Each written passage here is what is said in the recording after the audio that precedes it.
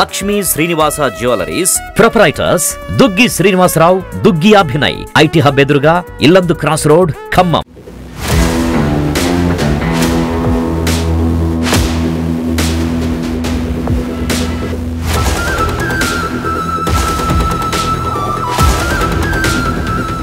Hi hello నమస్తే, welcome to Suman TV Khammam. నేను మీ విజయశ్రీ. మన తెలంగాణ రాష్ట్రంలోని ఉమ్మడి ఖమ్మం జిల్లాలలో వర్ష బీభత్సం ఎంత ఘనంగా ఉందో మనందరికీ తెలిసిందే. ఈ వర్షాల కారణంగా గత సంవత్సరం మున్నేరులో వచ్చినటువంటి వరదల కారణంగా ఎంత నష్టపోయామనేది, ఎంతమంది ప్రాణాలు కోల్పోయారనేది మనం ఖమ్మం జిల్లాలో చూసాము. సో ఆ వరదల్లో జరిగిన నష్టాన్ని ఈ ఏడాది అంచనాలు వేసుకొని అధికారులు కూడా అప్రమత్తం అయిపోయి అటువంటి నష్టం మళ్ళీ జరగకూడదని చాలా అప్రమత్తంలో ఉన్నారు. ఎలా ఉంది అంటే, నిన్న చిన్న మండవ గ్రామంలోని లంకా ప్రాంతంలో ఒక 5గురు బర్రెల్ని మేపడానికైనా వెళ్ళేసి అక్కడ వరదలో పశువుల కాపర్లు ఆ మున్నేరు వాగులో చిక్కుపోవటం జరిగింది. సో వాళ్ళు చిక్కుకుపోయిన కొన్ని గంటల వ్యవధిలోనే వాళ్ళని అధికారులు కానీ, పోలీస్ శాఖ కానీ, తహసీల్దార్లు కానీ అందరూ, ఆఖరికి ఈ డిప్యూటీ సీఎం బట్టి విక్రమార్క గారు కూడా ఎప్పటికప్పుడు అర్ధగంటకు ఒకసారి ఫోన్ చేసుకుంటూ పరిస్థితులని పర్యవేక్షించుకుంటూ వాళ్ళు ఎలా ఉన్నారు, వాళ్ళు ఎట్టి పరిస్థితుల్లోనూ చాలా క్షేమంగా బయటికి రావాలి అని వాళ్ళందరికీ ఇన్స్ట్రక్షన్స్ ఇచ్చుకుంటూ తగిన జాగ్రత్తలు తీసుకుంటూ ఎన్డీఆర్సీ బృందాలను కూడా రప్పించి ఎట్టకేలకి వాళ్ళనైతే కాపాడటం జరిగింది. ఆ బయటికి వచ్చిన వ్యక్తులతో మనం ఇప్పుడు ఈ గ్రామంలో ఉన్నాము. నమస్తే అండి, మీ పేరు చెప్పండి. అసలు ఏం జరిగింది? మీరు ఏ టైంకి అక్కడికి వెళ్ళారు? అసలు వరద ఏ టైంకి వచ్చింది? వరద 2ంటికి వచ్చిందండి. ఆతల బరుగుడు పోయినాయి, ఈత గట్ట నేలలో పోయినాయి. నేలలో పోతే ఆతల పోయే చెట్లు ఏరు వచ్చింది, కమ్మింది, ఇంకా రావది కాలేదు. అదండి. అంటే ఎలా మీరు ఆ వరద మీరు అక్కడ చేరుకున్నాక ఎంతసేపట్లో మీకు ఆ వరద వచ్చింది? గంటలో వచ్చిందండి. గంటలో వచ్చింది, రావది కాల.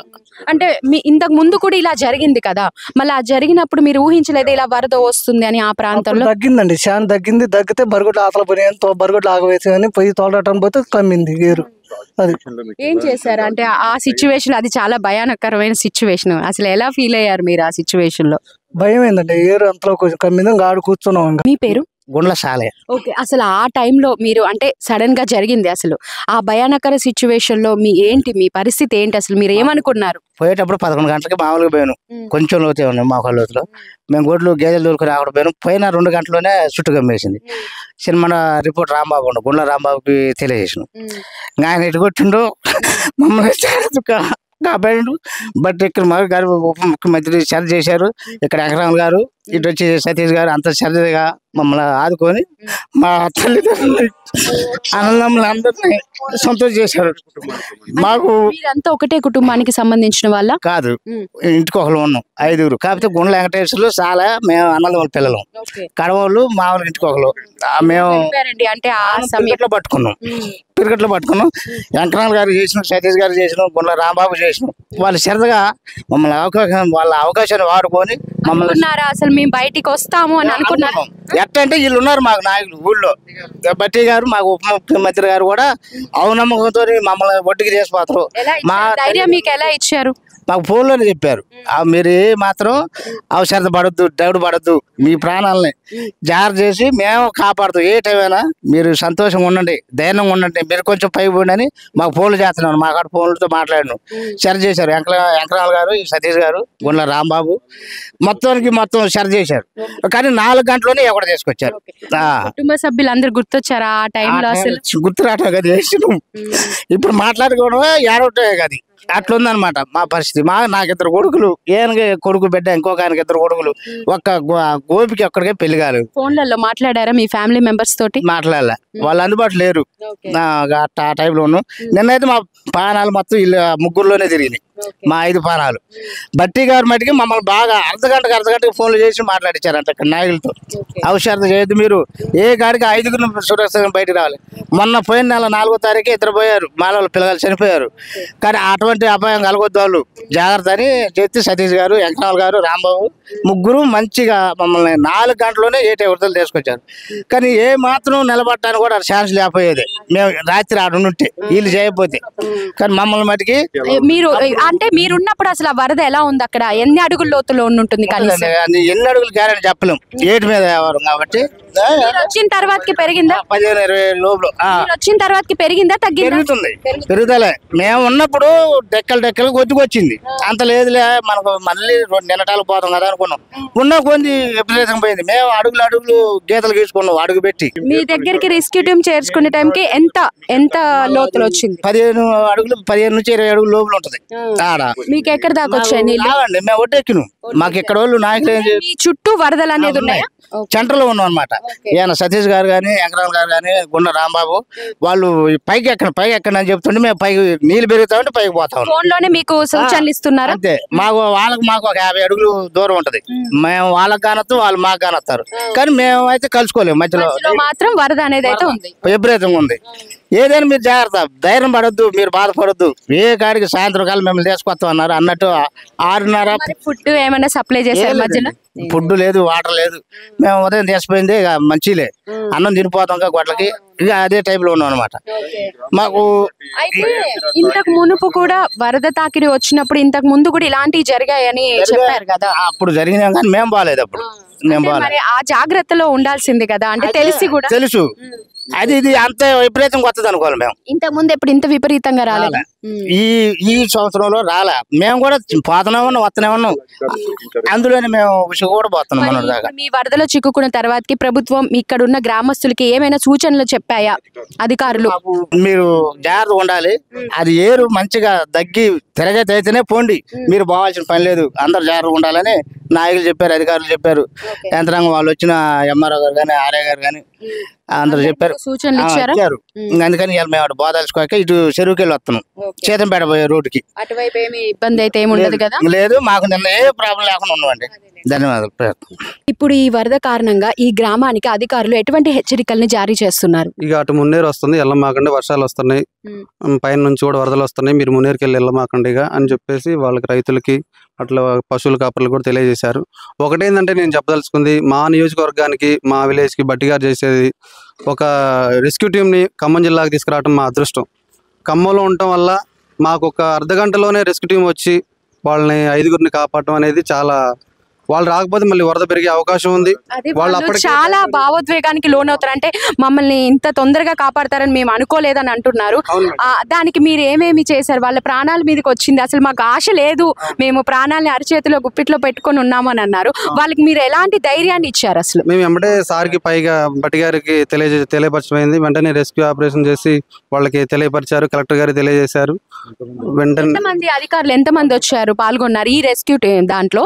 ఎంతమంది? ఆర్ఐ గారు, ఎస్ఐ గారు, సిఐ గారు, ఏసీపీ గారు అందరు వచ్చారు. మీరు అధైర్యపడబాకండి, మేము ఉన్నాము, రెస్క్యూ టీం కూడా వస్తుంది. బట్టి గారు మాకు అన్ని సూచనలు ఇచ్చారు. బట్టి గారు కూడా ఫోన్ చేశారు, మాకు చెప్పారు, మేము అందరం తీసుకొస్తున్నాం. 25 మంది రెస్క్యూ టీం వచ్చారు మేడం. వచ్చి ఒక ½ అవర్ లోనే రెస్క్యూ చేసి తీసుకొచ్చారు, ఒడ్డుకి తీసుకొచ్చారు. అంటే బోట్స్ ఏమన్నా, ప్రత్యేకమైన బోట్స్ ఏమన్నా తెప్పించారా, ఏర్పాటు చేశారా? ఎన్డీఆర్ఎఫ్ బృందం వచ్చింది మేడం. ఎన్డీఆర్ఎఫ్ తీసుకురావడం అయింది. ఒక ½ అవర్ లో క్లోజ్ చేశారు రెస్క్యూ టీం వచ్చి. మాకు వాస్తవానికి ఈ నియోజకవర్గానికి బట్టిగా రావడం చాలా అదృష్టం.